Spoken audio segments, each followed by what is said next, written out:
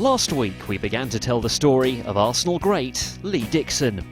From a youngster at Stoke, the tenacious defender moved to Arsenal and made his mark winning trophies under manager George Graham. When the Scotsman departed in 1995, Bruce Rioch stepped in to guide the club, and his first piece of business was perhaps his finest. My friend of mine sent me a text or phone call, or I read it in the paper, something. They said Arsenal signed Dennis Bergkamp, and I was like, "Is that can't be Dennis? Is there two Dennis Bergkamps?" And it was like, "Oh, we've signed Dennis Bergkamp," and I was like, "Wow," because I knew I'd seen him quite a lot on the TV, and I knew he was special. But until you actually train and play with somebody like that, you've got no idea on how good a footballer he is, and you do get better by playing with better players. There's no doubt about that. So it can only be a good thing to be in the environment that Dennis is in. So you know, I didn't mind playing against him in training, or I was never fearful of that, because I knew that he'd probably beat me every time he gets the ball. But there would be one day when I'd get the ball off him, and that would be, go in my scrapbook. Got the ball off Dennis. While Dennis was a hit, Rioch was not. After one season, the manager was replaced by a surprise candidate, little-known Frenchman, Arsene Wenger.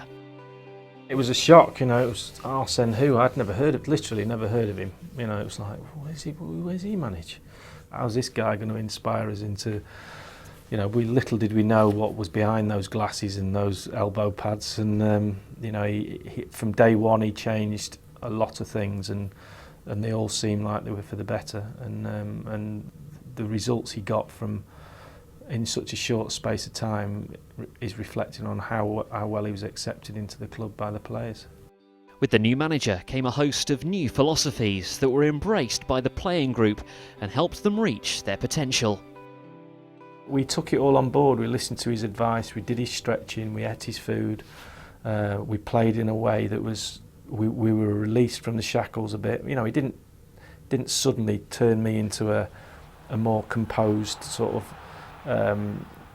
more skillful player than I was before. He just released me in a way that you'd say, right, that's like, you played with a lot more freedom, and I was allowed to express myself a little bit more. But and that's what he did to everybody.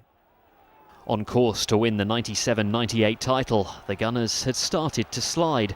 Their form was patchy in the early stages, and a 3-1 defeat at home to Blackburn was the wake-up call that helped propel them to the title. They talk about the United game being a turning point, but that Blackburn game was a little bit of a slap on the legs and a, right, come on then. So I think a few of us sort of looked round and said, right, we've really got to pick up and start to show what we're made of. And I think from then on we went 18 games undefeated with 10 wins on the trot at the end to win the league. Here's Steve Bold, and it's Adams, put through by Bold! Would you believe it? That sums it all up. It was just a matter of time before we won something and be a little bit dominant for a few years, because everything was clicking together.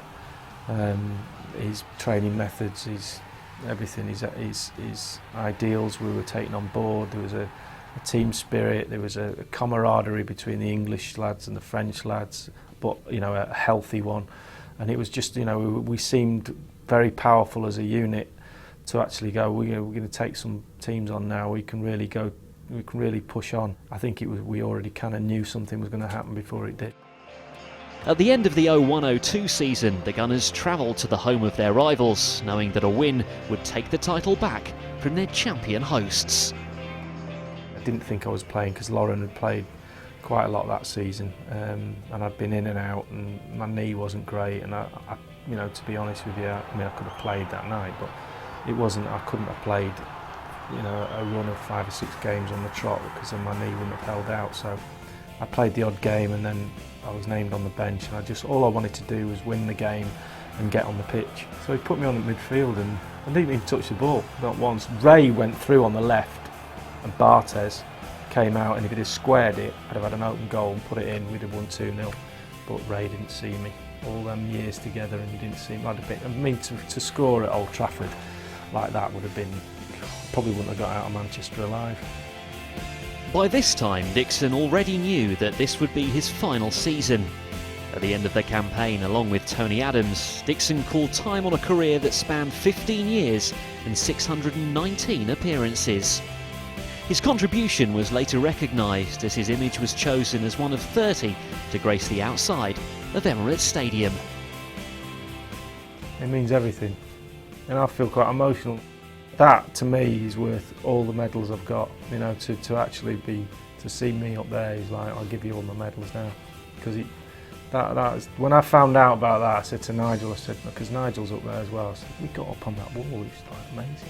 It's when you see things like that, you actually remember that what you've achieved for the club, and how great it was to play for the club, and the other people, the people who decide on putting me up on that wall, have been appreciative of those efforts. And you know, people say to me, "Oh, thanks for all the years and the pleasure you give me." And I always say, my reply to that is, I had more fun than you.